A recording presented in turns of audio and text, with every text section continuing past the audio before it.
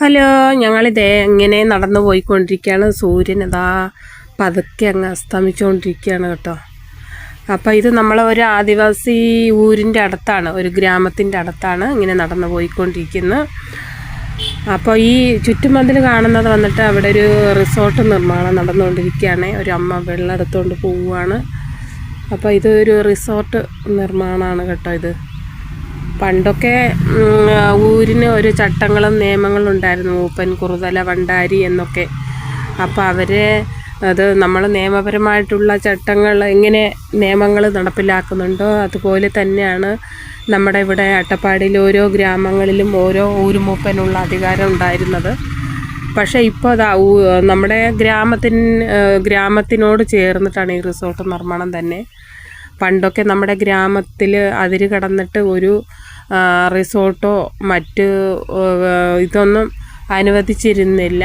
പക്ഷേ ഇന്നത്തെ ഭരണങ്ങളൊക്കെ അതിനെല്ലാം അനുമതി നൽകി, ലൈസൻസൊക്കെ കൊടുത്ത് ആദിവാസികളുടെ ആവാസ വ്യവസ്ഥയെ പോലും തകർക്കുന്ന വിധത്തിലുള്ള ഓരോ സ്വകാര്യ വ്യക്തികളുടെ വികസനവും മറ്റു കാര്യങ്ങളൊക്കെ ഇങ്ങനെ റിസോർട്ടും അനധികൃത റിസോർട്ടുകൾ നിർമ്മാണവും എല്ലാം തകൃതിയായിട്ട് അട്ടപ്പാടി ഇപ്പോൾ നടന്നു വന്നുകൊണ്ടിരിക്കുകയാണ്.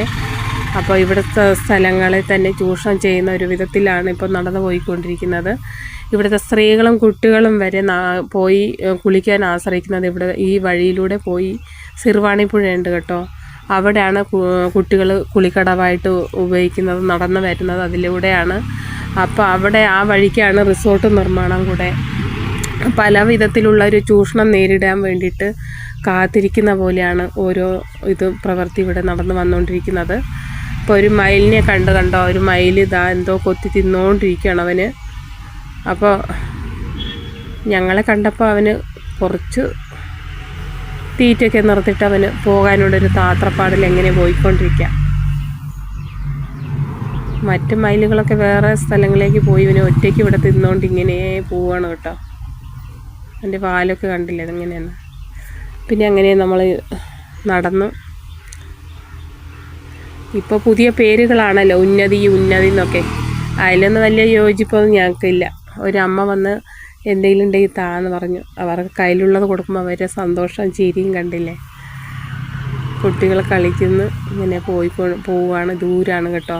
അഹാർസ് പണ്ട് നിർമ്മിച്ചു കൊടുത്താണേ.